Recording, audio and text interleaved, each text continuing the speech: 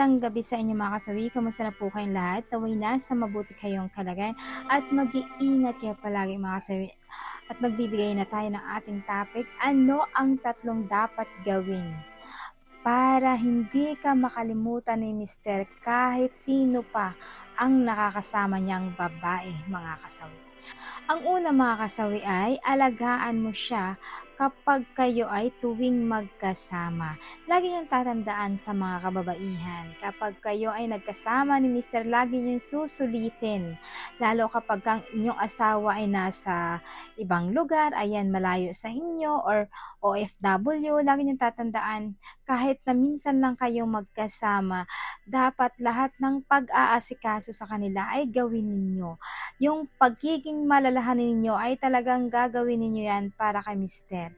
Kasi kapag once sa ginawa niyong lahat yan, talagang hindi kayo nakakalimutan ng inyong mga mister dahil kakaiba ang inyong pagtrato para sa kanila.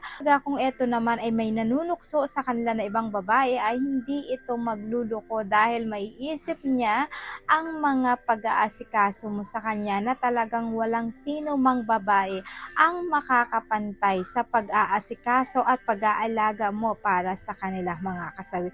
Ibig sabihin dun pa lang ay panalo ka na para sa kanya. Ayan lang po yung ating una na dapat gawin. Ang pangalawa mga kasabi, eto yung pinaka-importante din. Kamustahin mo siya palagi. Napaka-importante na talagang pagkagising mo ka lang sa kanya ay, "Hi my love, kamusta ka na?" Pagtanghalian naman, "My love, kamusta ka na? Kamusta ka na sa trabaho mo? Mag-iingat ka. Huwag kang magpapalipas ng gutom. Baka pag natuyuan ka ng pawis, lagyan mo ng towel ang iyong mga likod." Ayan. Talagang kamustahin mo kung ano ang nangyayari sa kanyang trabaho, kung ano ba ang nangyayari na sa kanya, ano ang nangyayari sa buong magdamag.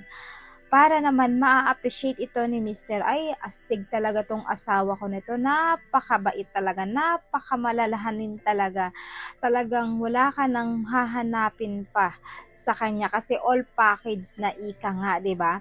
Para naman si Mister ay talagang mai-inlove sa'yo ng sobra kasi nga meron na siyang kaibigan na kagaya sa'yo na talagang nandyan ka, nagte-text, nagko-call, nagbi-video call pa sa kanya, kinakamusta mo siya palagi para si Mister naman ay hindi siya mahulog sa iba kapag once na eto ay merong nakakasama na ibang babae dahil sapat na sa kanya ang pangangamusta mo at hindi siya malulungkot dahil palagi mo siyang kinakausap at nakokontento na ito para sa iyo pa. Ayan lang po yung ating pangalawa na dapat gawin.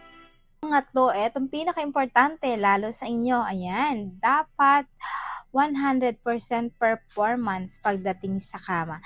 Lagi niyong tatandaan kay Mrs. kapag kayo ay magkasama, ayan, 'di ba? Napakadalang niyo nga, ika nga, kapag magkalayo kayo, dapat humingi si Mister sa inyo ng bimbang. Pagbibigyan nyo at talagang dapat manood kayo ng mga apps na nakakapagbigay ng iba't ibang foreplay or posisyon para kapag si Mister, ayan, ay magkita kayo, magkasama na kayo, maglabing-labing, talagang magugulat ito. Bakit napakagaling mo na at marami ka ng alam. Siyempre, paliwanag mo sa kanya, baka mamaya ay magtaka si Mister, bakit alam mo to, saan mo to nalaman, sino nakasama mo, may natikman ka na ba, may nagbingbang na ba sa inyong iba. So baka naman magulat. Siyempre sasabihin mo sa kanya na araw-araw, alam mo ba Han, nanonood ako ng mga apps na dapat na pinag-aaralan ko para naman i-apply ko to sa'yo kapag once na talagang magkita tayo, magkasama tayo kapag umuwi ka na dito sa ating tirahan. Ayan. Para naman si Mister ay aware siya na nag-aaral ka ng iba't ibang posisyon, iba't ibang foreplay at i-apply mo to sa kanya. Siyempre si Mister kapag ganun ang ginawa mo ay matatakam ito, mai-excited kapag umuwi siya sa inyong tahanan dahil alam niya na meron kang ihahain na bago para sa kanya. At syempre hindi lang yon, mas lalong nakaka-exciting kapag ganito yung ginawa mo para naman si Mister ay talagang exciting na nauuwian ka dahil alam niya na meron kang bit-bit na bagong foreplay para sa kanya. So yun lang po mga kasawi, ang ating pangatlo na dapat gawin.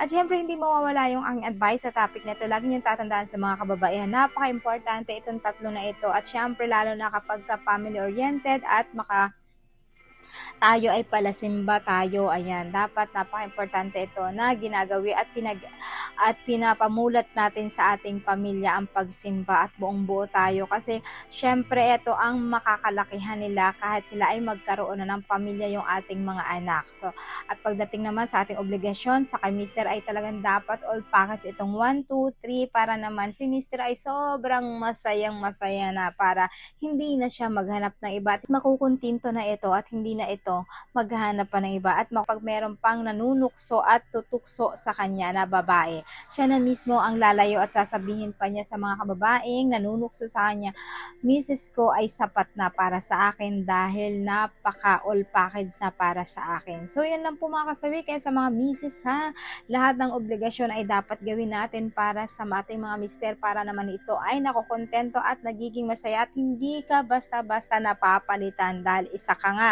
ika nga ay isa ka lang at wala na itong mahanap na kagaya mo. So yun lang po mga kasawi ang aking advice. Maraming salamat po sa patuloy na pagsuporta niyo sa akin sa walang sawang pag-share at pag-comment. Sa mga hindi pa po nakapag-subscribe mga kasawi, pwede na kayo mag-subscribe, pwede na kayo mag-follow para updated kayo sa topic ko araw-araw.